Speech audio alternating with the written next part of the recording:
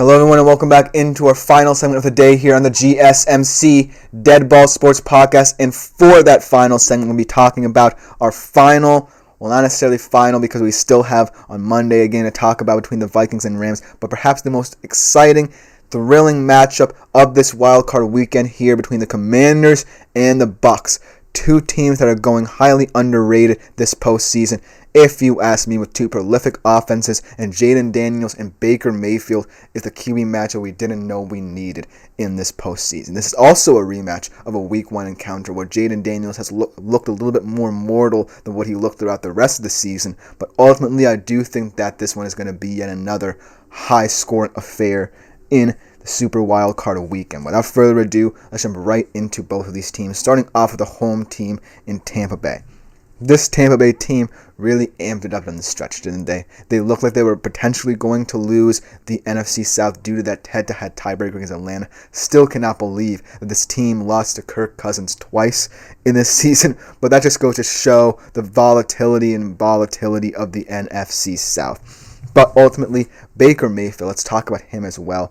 One of potentially only 3 quarterbacks, I believe, this decade to throw for 40 touchdowns or more in a season. This offense averaged the 4th most points in the league this season, 28.6 points, 3rd most in franchise history for that matter, and they had the legendary Tom Brady as their quarterback, and they had some pretty decent ones at the start of their franchise career. So ultimately, a pretty impressive achievement offensively for the Bucs, and seemingly firing on all cylinders.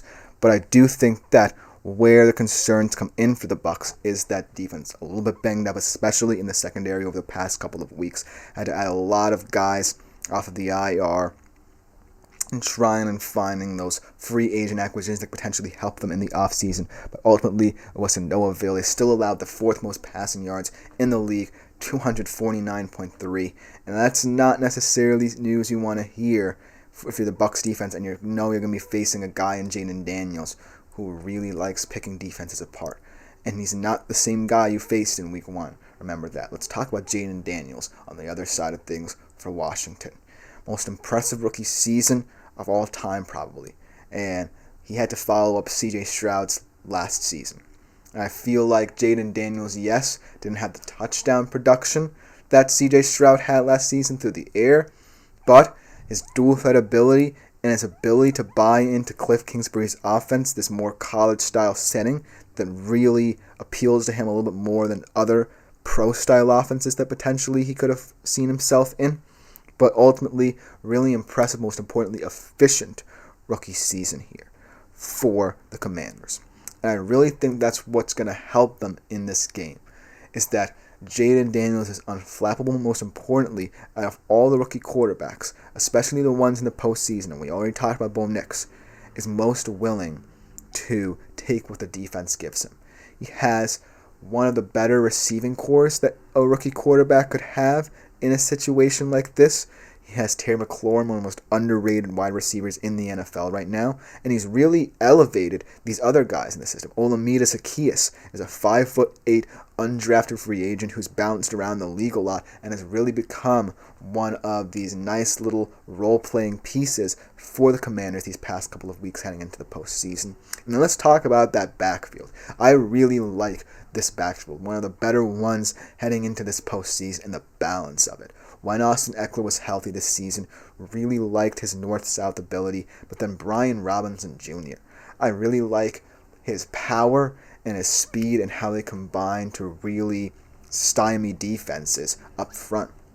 And I feel like that's one way that the Commanders can really cause some noise here should they advance in this game, because they're really disciplined in how they operate both running and passing the football. It's not just, Jayden Daniels running it like we're a college offense where you can slow it down, up the tempo. No, there is structure and scheming to this Commanders offense that has really been brilliant to watch all year. So kudos to Cliff Kingsbury, who at one point was seen as someone who was always known for these offenses that got off to hot starts but petered out towards the end, for sustaining this with a rookie quarterback no less, and being bold and saying, hey, Jaden Daniels might not be ready for, say, a more pro-style type of offense. Let's put him in something he's a little bit more comfortable running and have him operate at a high, efficient level that ultimately puts points on the board and protects the football for our offense. So kudos to Cliff Kingsbury, most underrated coordinators of the year, in my opinion, offensive or defensive. So that's going to be a major factor in this one. Let's talk about why I think the Bucs still have a slight edge in this matchup here. I do think that one of the big problems people see with Baker Mayfield potentially in this offense is his reliance on Mike Evans. And that has been forced to change a little bit as Mike Evans has dealt with injury this season, as well as Chris Godwin going down for the season as well. And so it made it a little bit more complicated for Baker Mayfield to really develop a rapport with these younger guys, a lot of these rookie guys, Otten and McMillan, but they've really grown into their own as well, and Baker has really started to trust them a lot more than I would have thought after, these injuries in the wide receiving core. So that's one thing to monitor, because I do think in certain situations, say inside the 20-yard line in the red zone for the Bucs offense, he will look to Mike Evans more often than not, and that will really help an opposing defense, especially a Washington Commanders secondary that's really rounding into form. Getting back Marshawn Lattimore for this game especially could help them win that matchup. But I do think that you have to be wary of this Bucs offense in the red zone a little bit more than you think, because while I do think that connection is going to be a potent, impactful one in this game, no matter if they win or lose it, I do think there's more versatility than you have. You also have one of the better running back groups heading into this postseason if you're the Bucs, with Bucky Irving coming to life, Rachaad White really helping you in the receiving game, and Sean Tucker adding valuable short yardage gains as well. And so I do think that in those situations you could run the football a little bit more, and also you have a lot more versatility in the pass game than you think. I love what Jalen McMillan has been able to do. I love Cade Otten if the Commanders play a little bit more zone coverage down there than usual. And so that's where I see the Bucs potentially having a problem, but also having the abilities to overcome it a lot more easily than, say, the Commanders in this game. And I also think that another big thing defensively for the Bucs is that I think that if you key on stopping the run, which I think is the better aspect of their defense, they have the big man Vita Vea up front to handle that. I think that it can really cause you to hone in, and also getting Jaden Daniels out of the pocket and having a spy on him that follows him around. Because while I'm worried about Terry McLaurin, I want to see these receivers like Zacchaeus, like De'Ami Brown step up in a postseason setting, and I don't think they'll be able to in certain situations. I think that ultimately we'll see Jaden Daniels have to perform a little bit more out of structure than he's used to and what this offensive staff is used to, and so that's where I find trouble and caveats with this Commanders offense. But the ways to counteract it if you're Jaden Daniels are simple.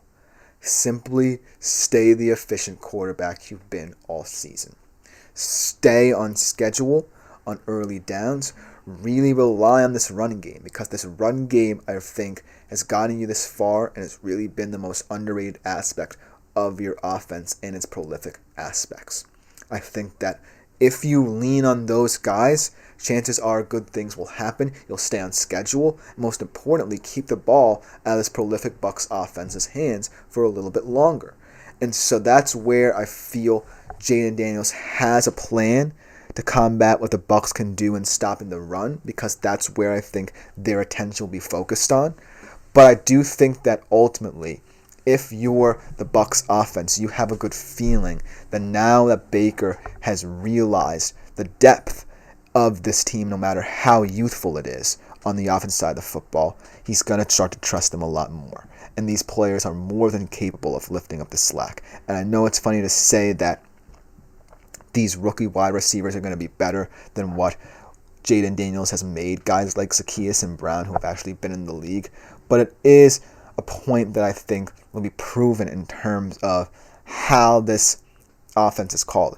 And not for nothing, Cliff Kingsbury might have been one of the most underrated offensive coordinators of the year, Liam Cohen might have just been the best for the past 2 years or so, revitalizing Baker Mayfield's career and ultimately getting this offense on schedule no matter what happens to it.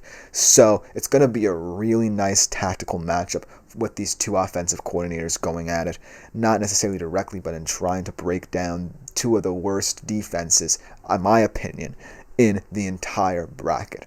Because ultimately, I don't necessarily think this game is going to be about turnovers. I think it's going to be more about field position, ball control, and most importantly, if Jaden Daniels looks mortal like he did in week 1, way back in week 1. Because if anything, I do think that the Commanders are more prone to make mistakes than the Bucs.